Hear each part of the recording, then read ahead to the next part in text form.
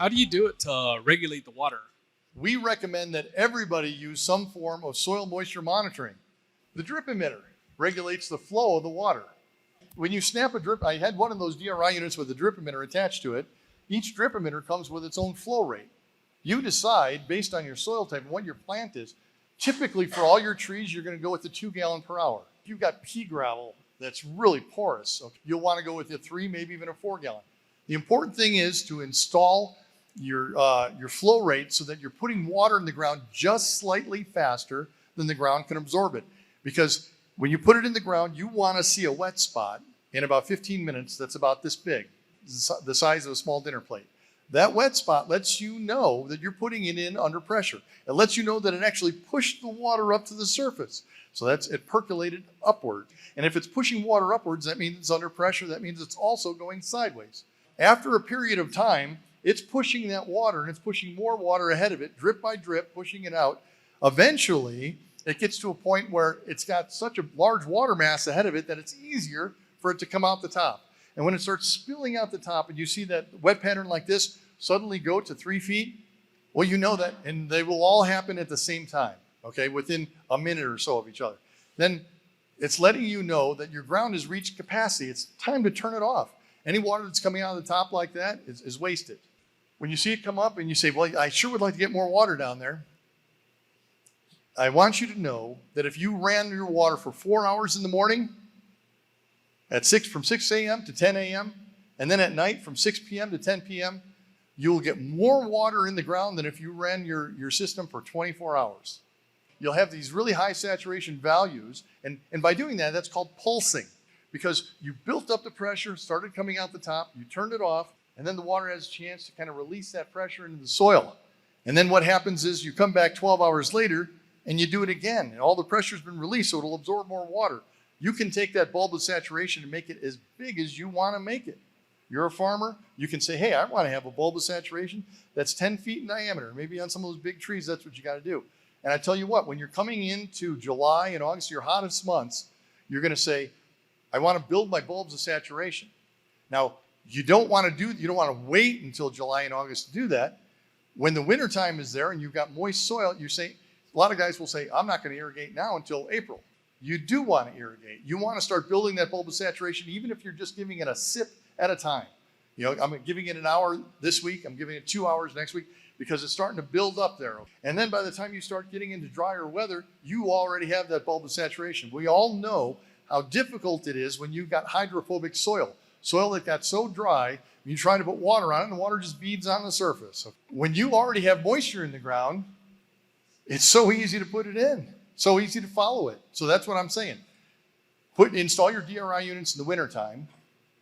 Start putting water in, even though it's moist, rainy, wet, whatever. Put a little bit of water in, just a little bit, sipping it. If you have neutron probes in the ground, or whatever type of soil moisture monitoring you want to use, say your DRI unit, but let's say your DRI unit's there, your soil is right here, 13 inches away.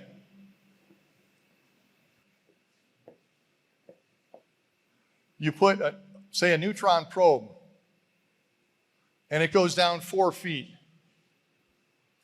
When this starts creating a bulb of saturation, this bulb of saturation is going to start radiating outward like this.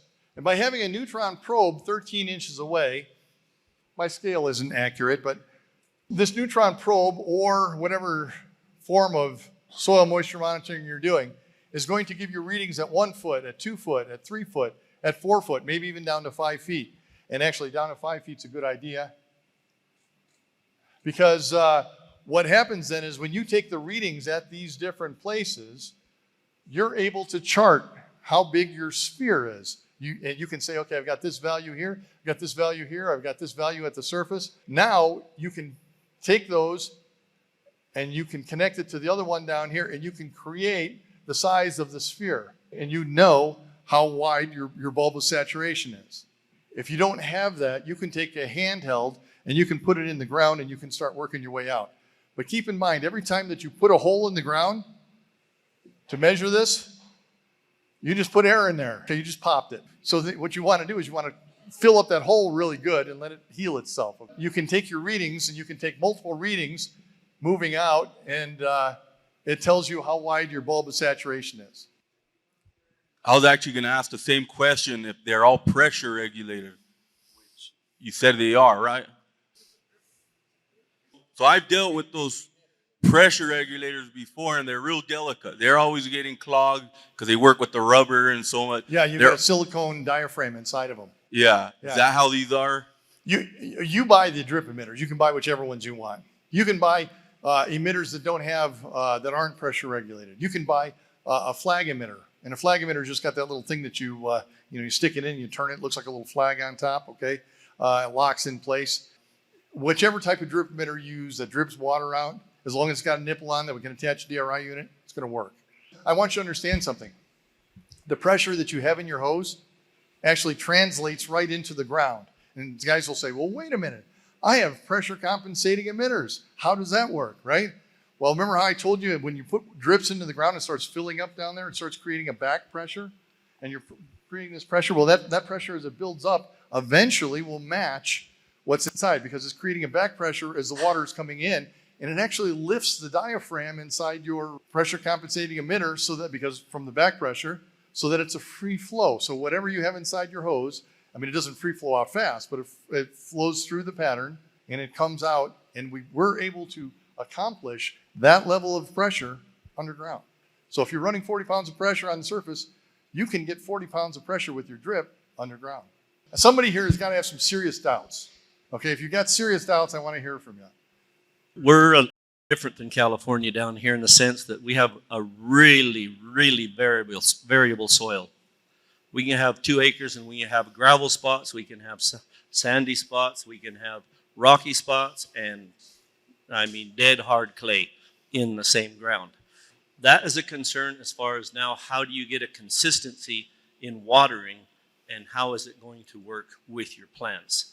We know that water and clay will go sideways real good, and the sandier the soil gets, it drops. Right. Okay? So now that is one big part of the problem that we face here in any type of water system that we have. And the other one is because we have a high pH and high salt, whenever we create this bulb of moisture and maintain it, invariably we create a fungus problem or a disease problem. Say that last soil. part again. Invariably you create what? Fungus. Oh, fungal. Fungus. Okay. We create something that now is actually harming the tree and the root system. Right. And it's been an issue with drip lines. It's been an issue with a lot of different, if it's in clay soil. So now with this system here, how do we overcome those 2 variables? Okay. 2 good questions. All right. Were you here earlier when we showed the soil moisture values in clay and then in sand? Did you see that? I did not. We had growers that asked that same question. When we went ahead and put water in the ground in testing, 6 hours of irrigating, only 6 hours with a 2 gallon per hour emitter. We used 12 gallons that was applied on the DRI.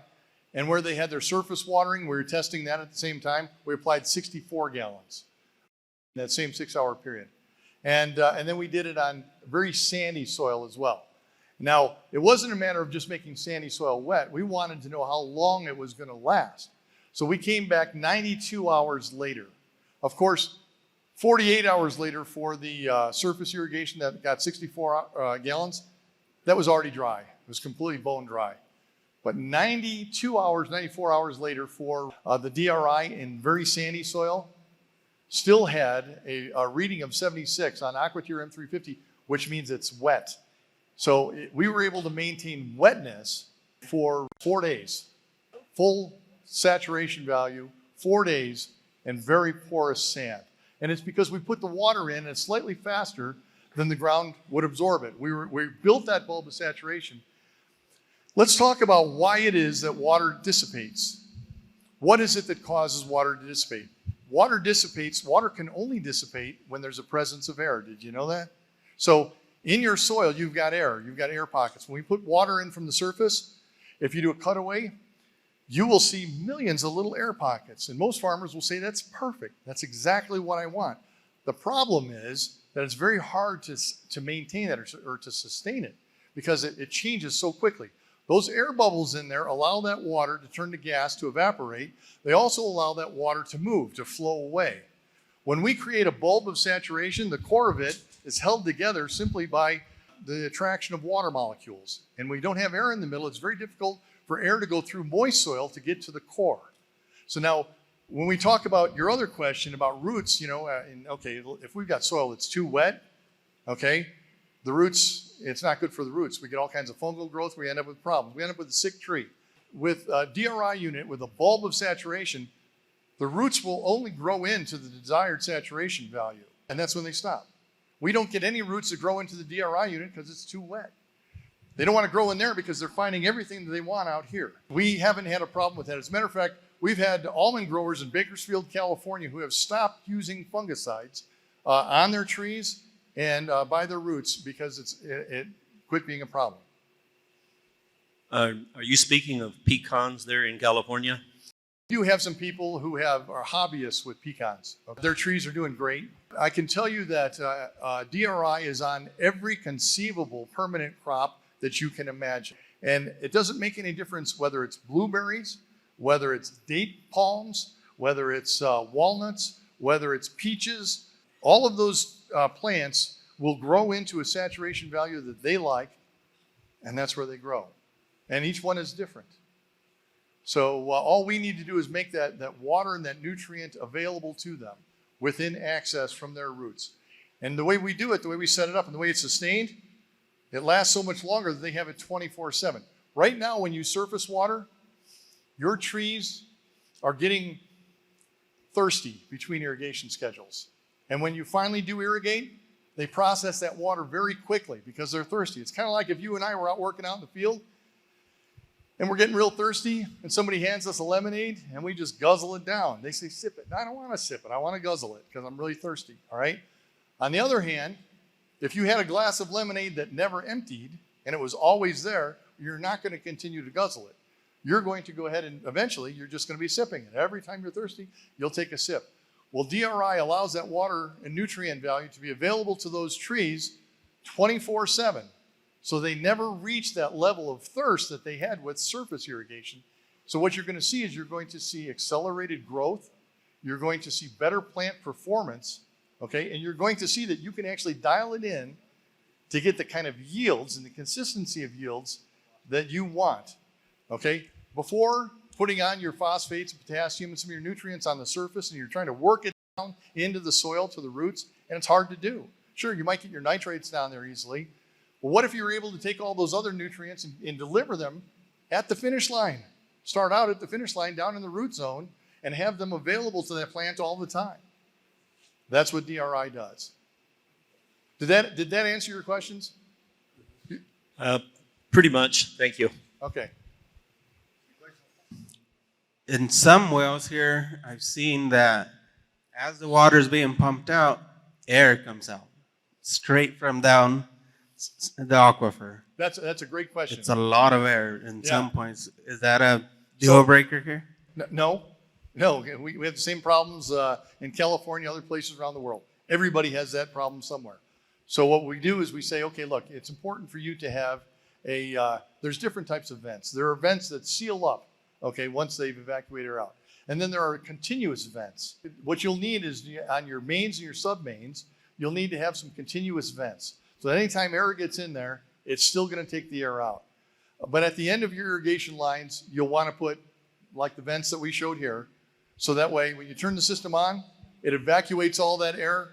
You start out with water going down in your DRI units. And if you have a place where you're going over a hill with an irrigation line, you have to put a vent at the top. You have to think about this and think, okay, well, here's a place where air can collect.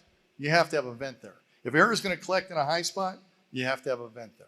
So if you're starting your irrigation at the top of a hill and you're irrigating downward, if you put your vent at the bottom, you can do that, but you have to have another one on top because for any bubbles that have gone up there and collected up there. If your pump is pumping 80 liters per second or 60 or 70, what do we need to do to be able to change over our pump, because, for example, I'm watering with 84 gallons per hour emitters on Right. micro. You're going to have to water more land at the same time. Okay, I understand that, but it just seems, for example, for every emitter that I change over, I need 42. Even if I installed 4 for tree, I still need All right, 10 so times more land. You can get a variable speed pump, or So what do you recommend though? What are people doing that have big wells and they have a limited guys who amount have of big land? wells, what they'll do is they'll transferring it. He had four zones, and so when one would fill up, it would start going into the next one. And so then when that one filled up, now he's watering 2, it would go into the third. And so he had a release valve. So once the system got filled up, built up a certain amount of pressure, it would release into the next zone. So when he started out, he could only irrigate 1 zone at a time. And now he can irrigate 4. Yeah, he did that. Or he could have just bought another pump, which is a variable speed pump that can pump less. I can tell you this, you'll be happy that you're pumping less. You'll be pumping less hours, you'll be pumping less water, you're gonna have happy trees. And when you think about the other 1,000 acres that you wanted to plant, you'll know that you can do it.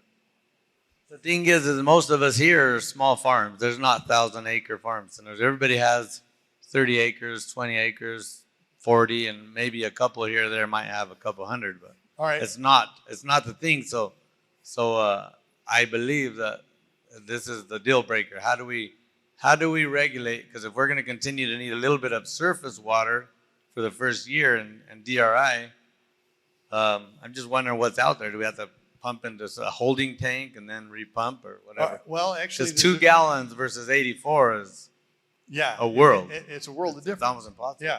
So, and if I would have just started out by telling you that in the beginning before you saw any testimonials, I'm sure you would have thought I was lying, okay?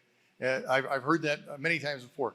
But some of those farmers who were so unbelieving in the beginning have become on those testimonials, okay? And so they've actually become distributors of the product. We can work with you. There are ways to engineer it. I know all these other farmers in California had the same situation. Everybody's pump and what they're pumping is different. Their situation is different. We can help you with the math on that and figure out a way that'll work for you. And maybe some of it does go into a holding tank. And maybe you turn it off early and you let a pressurized holding tank then take it from there. There are solutions for that. It's not a deal breaker. Okay, my question is, when we're going to do an irrigation system, we go to irrigation supplier and they make us a project according to how much water we have out of the well, and the type of irrigation. If we have the Untitled is a system that irrigates. That project tells us how many acres we can water at one time. Now, are we going to have these projects available, engineers, to tell us how to set the system? Okay, so yeah, like I said, what we're going to do is we're working with Riego. The thing is, we have access to engineers that we work with in the States. We won't have any problem finding some engineers that are willing to take the time to discuss what your projects are and what it's going to take so that your system works perfectly. We don't want to just sell you a product. We're not here to sell you a product. Our objective is to make your system work successfully. We want you to have success with it. We want you to have success as a farmer. If we prosper, it is secondary, okay? It'll be because you prosper. Okay. When we do a project with the suppliers, whatever, they tell us, okay, you have the primary pipe, Right. secondary pipe, and then the feeders. That's right. Yeah. So are we going to have that available Okay, so in this type of D- irrigation? yeah, we'll let Riego answer. Abraham's going to become a distributor as well, and he's going to help us design systems. He already designs the current sprinkler systems we have. We're going to get with Jeff and understand all the pressure system and everything, and Abraham's going to pick it up real quick, and he'll help be able to design that. If that's a concern. Yeah, so we're not going to just leave you alone. We're going to help you get your system dialed in so that it's working and it's working great, and you know how to dial it up and you know how to dial it down. That's what we want to do. So I just had a question. I know you mentioned, I guess most of us already have water systems installed. Will this work with our current water system, or are we going to have to re-string pipes and that sort of thing? Oh, okay. So you already have your mains and your sub mains that are going out there. You're supplying water to your solid sets. Okay, so where your riser is coming up or coming off of your sub mains, we can put a valve in there and just run a surface line right at that point.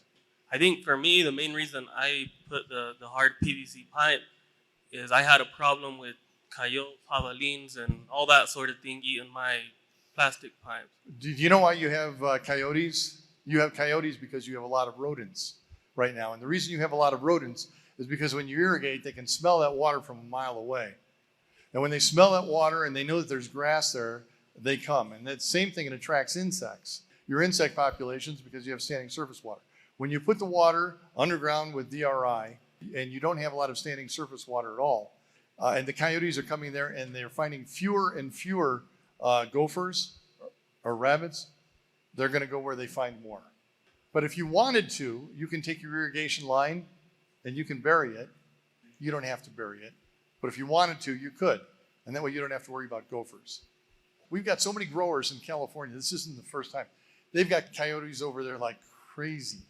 They've got gophers over there, rabbits over there like crazy. But we found time and time again that when they put DRI in, the problem goes away. Where they have DRI, they're no longer attracting rodents. And the same thing with insects. I was at a trade show where a gentleman came into the trade show and he threw an insect trap on the table. And I thought he was upset. And he said, take a look at that. And I looked inside. I said, it looks like an insect trap. It was a little dusty inside. And I said, I don't see anything inside. He said, that's right. And I said, what are you trying to tell me? And he said, well, I put that on my block with DRI. He said, normally we have, and he named a certain type of fly. And he said, normally I could find a whole bunch of them in there. But he said there were none. He said on his other orchards where he used surface irrigation, it was filled with them. So he said he thought it was a fluke, but he went and checked all of his traps. With DRI, he found a couple of flies, but most of it was empty. So the thing is, insects need standing surface water. So when you're having problems with insects and you provide them with the environment that they need with standing surface water, you're going to have insects. If you take the environment, the standing surface water away, your insect populations drop way down. So when we talk about fungal growth, have you anybody here get fungal growth on your trees, on the surface of your trees? If you get fungal growth on your trees, we've got farmers in California where their trees were turning green of all the fungal growth. As soon as they started using DRI, the relative humidity under their canopies went way down, and they didn't have to use fungicides anymore. So installing a DRI unit, it takes about 30 seconds to install one. You poke a hole in the ground, you stick the DRI unit in. There's a certain way that you wrap it to attach it to your drip emitter. The drip emitter is always on the side of the irrigation hose or underneath. Once you attach it and it's in place, then you stomp the hole, make sure that it's closed up really good, and that's pretty much it. The next is deciding how much, when to water. Okay.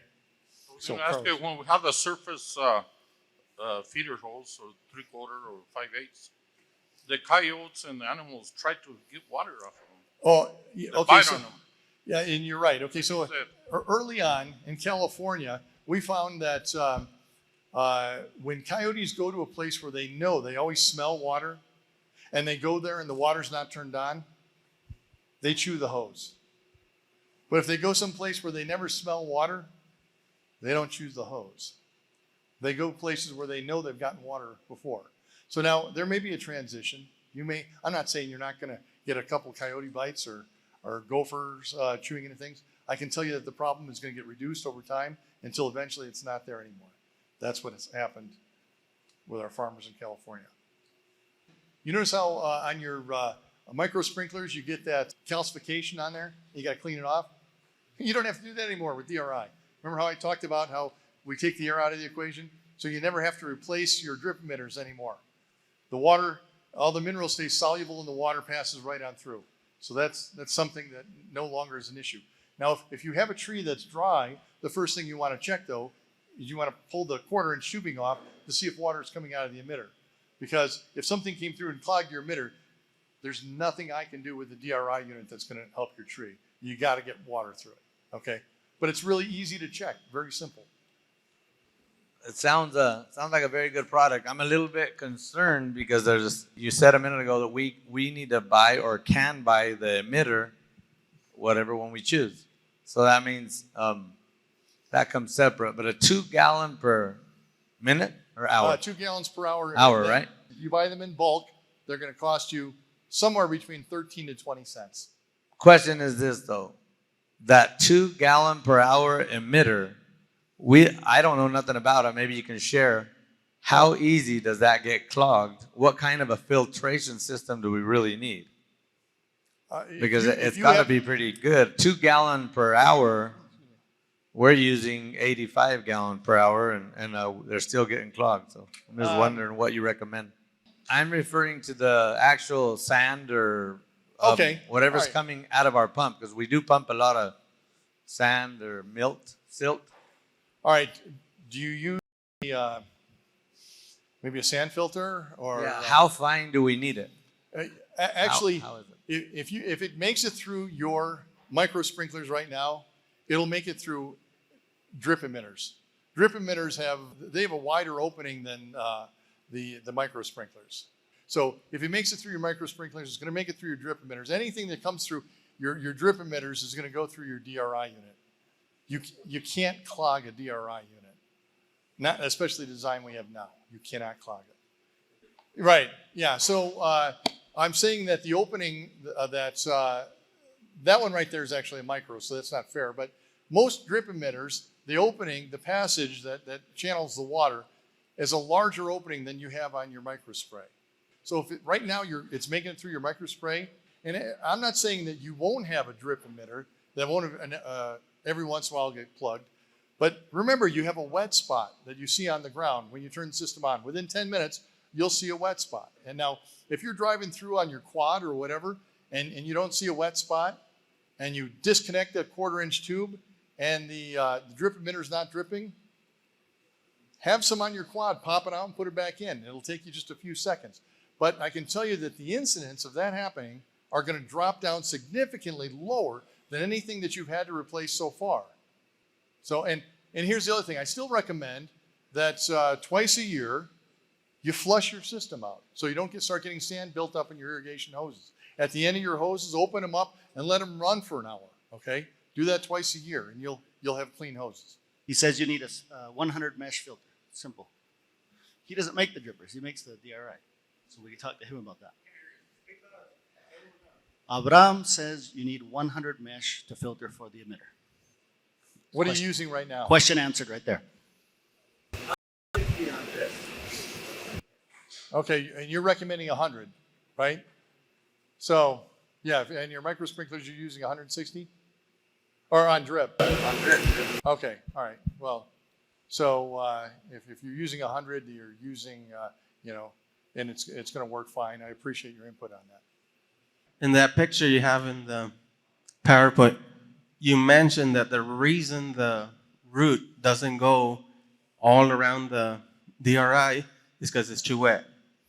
That's right. Okay, right here we have long winters where we don't have it so wet most of the winter. Is part of the management going to be to keep it wet through the whole winter? That's exactly right. Even during dormancy, I was telling Diego, you're still sipping it. You're still putting water over there because even though that tree is sleeping, you still have to give it some water. So I'm saying that even in the cooler weather, you still sip it. Give it an hour this week. Give it an hour, maybe 2 weeks later. But is that enough for the root not to look for the water and clog the emitter, the DRI? If it's only once every 2 weeks, isn't it now in the range where it actually does reach it? Everybody's situation is slightly different, okay? And we'll work with you. Yeah, we'll work with you to show you that, okay, what does it take to maintain some sort of bulb of saturation down there? Because if your roots are looking for water, we don't want them to grow in all the way to the DRI unit because it completely dried out. We don't want that to happen. We want you to just keep putting a little bit of water in there to maintain, and it doesn't take a lot of water. You saw what 12 gallons of water did and the cutaways. It doesn't take a lot of water and it lasts a long time. I can tell you this too. In the winter time, that bulb of saturation, instead of lasting 8 days, is probably going to last 2 months because you're not getting dehydration in soil. The water doesn't have anywhere to go. Okay, it's just going to stay there, right where you put it. All of you have issues with water. Everybody does. And you're thinking about what you're going to do in the future.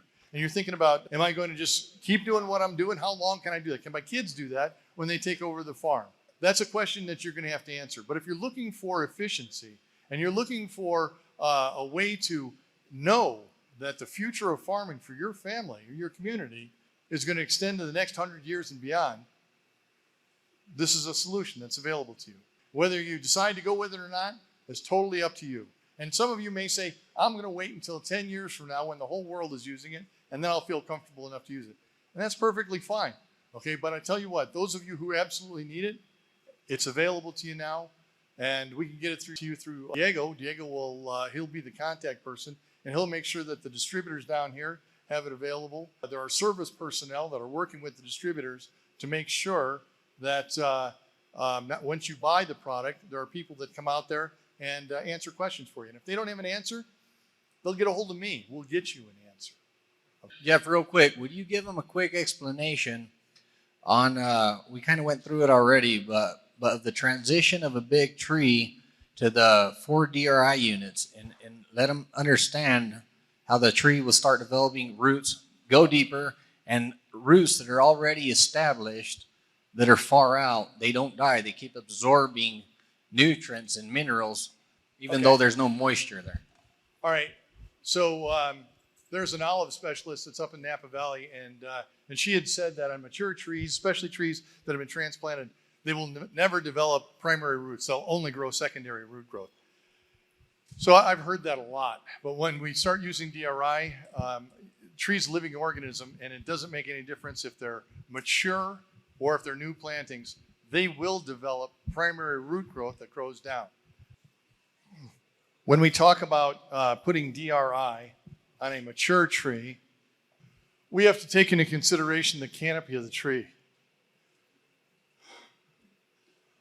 So if you have a 30 or 40-year-old tree and it has a canopy that's 30 feet wide, the base of the tree to the edge of the canopy, you have anywhere from 15 to 20 feet. That's a lot of ground. And this tree has got roots that are growing out to the drip line. And that's just the way trees grow. Now, since you're doing surface irrigation, we have these roots that grow 360 degrees, and they're typically in the top 16 to 18 inches of soil. Some of them are a little deeper, but you find that when you start digging down around your trees, you'll find that the roots are all in very shallow soil when you surface irrigate, because your roots are growing above the hard pan. All right, so if we're going to take a tree like this and we run an irrigation hose that runs right past the tree on the ground, we're going to say, okay, the canopy is out here. We got 15 to 20 feet. In a situation like this, I would go about halfway. So we'll call it 15. So about 7.5 feet right out here from the base of the tree. And 7.5 feet over here, something like that. And then on that irrigation line, here's the base of the tree. We come out a certain ways, and then we would go ahead and take a DRI unit, come off of the irrigation line and go into the ground over here. We'll do another one over here. One over here. One over here. So there are 4 for that tree. So these are going to create a bulb of saturation here, here, here, and here. So what it's going to be like for this tree is there's going to be like a wall over here that provides all the water and nutrients that it needs. But it's far enough from the base of the tree so that we don't get any rot at the base of the tree. But it has everything that it needs. Same thing on this side. Now, we've had farmers that say, hey, well, if this is good, Wouldn't it be better to put it on this side and this side too? But if you do that, your tree has nowhere to get oxygen. It's going to be fully saturated, and your tree is probably going to die. So that's why we say put it on two sides like this, and that's where we've had the best success. Now, in the past 10 years, have been challenged by every single agronomist, by academia, by every viticulturist, by every ag expert in California, just about. And we have gone through testing. I've worked with them on testing over the past decade. They've learned from me, and I've learned from them. But one of the things that we've learned together is that this right here works. This works. And if you have a young tree, you only need one DRI on either side. And so when we think about, well, why is it that you don't need it on the other sides?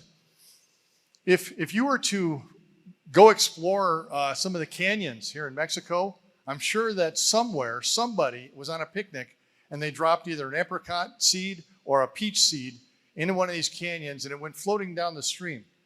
And you'll find in the canyons, the rocky wall goes down like this, and then you got a little bit of water down here. You'll find trees that are growing in the side of the canyon, like that. So these trees, if you carefully look at the root structure, you'll see that there are roots that grow up into the rock like this. These are structural roots, but then it also has roots. If you follow it down, there are roots that are coming down here that are getting water. Now, even though these roots up here never really see water, if you cut into them, you find that those roots are alive and supple, and that tree is providing water to every single cell of that tree. We don't plant like this, but the principle is the same. When we provide water over here for these mature trees, all the roots that are over here are doing what they need to do to provide structure, to mine, to absorb oxygen that tree needs. Over here, these roots are absorbing water and nutrients, and we're developing more feeder roots right along these lines. So when you first transition a very mature tree like this, I recommend that you leave your surface watering there, because if you see that the tree is getting extra stressed, you want to apply some surface water to it. We want the trees to stress a little bit like that thoroughbred, but we don't want to hurt them. We want to find out where the balance is. So if you have your surface water and you apply some surface water or supplemental watering, by the end of the season, when you turn the surface water off, it doesn't take long, it's dry. But the DRI will still be there, and the tree will know where the DRI is, and it will continually develop those feeder roots. By the end of the season, your DRI trees are pretty much transitioned. And if they're really big like this, it may take 1.5 seasons, but they will transition, and you're using less water. We have hard winters. All of a sudden, a late freeze comes. And I guess a concern, what we do is stop fertilizing come about 10 days from now and cut the water off sooner so that the tree kind of gets into sleep mode, right? I could see it probably being an issue that the trees have everything they need. They're so healthy. And what happens is your best trees die. You bring up a great point. So with wine grapes, they call that deficit irrigation. Because if you want to get good wine, you have to cut back on the water, okay? So with DRI, they know that they've got more water available than they ever had before, okay? So they cut back on their water way early with DRI. Yeah, so you're going to monitor your trees. You still got to be a farmer. You got to watch your trees and say, okay, I've got all this water in here, and I need to be able to start cutting back so that at this particular date, I want to make sure that I'm down to where I want to be. Does that answer your question? So all I'm saying is that it's going to take a lot less water to do it. So my question is, you're saying for the mature trees that you're recommending 2 on each side? Yes, depending how big they are. For the younger trees, 1 on each side? One on each side, and you only need 1 on each side for the entire life of the tree. Okay, that was what my question is. Are we going to have to up that to 2, or is it? Nope. And also, the young trees say they're probably only this deep, and when you put those pods in, as a tree goes grower, is that something that you're going to need to change and put it deeper in? No, you're going to put them in at a particular depth right in the beginning.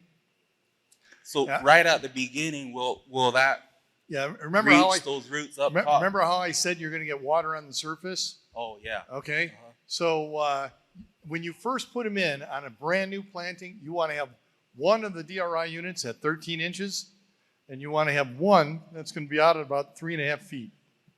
Now keep in mind,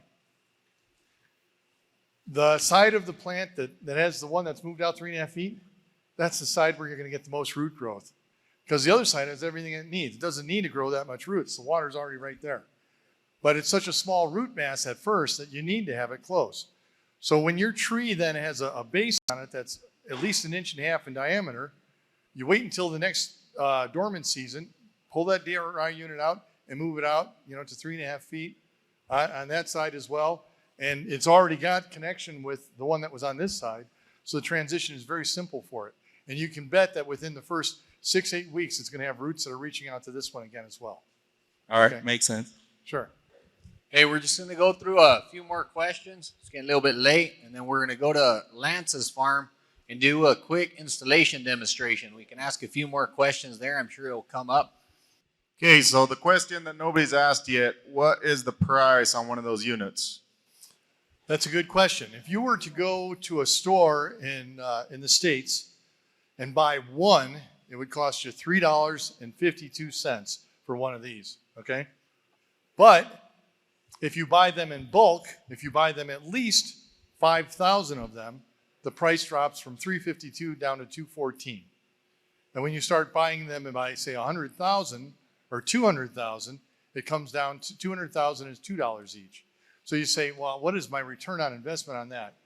Typically, for tree crop growers like almonds, walnuts, and I'm assuming it's going to be exactly the same with pecans, your return on investment should be within 2 years. Everything that you paid for the DRI units should pay for itself within 2 years. From that point on, all of that reduction in water, all that extra expense that you normally are paying right now becomes part of your bottom line.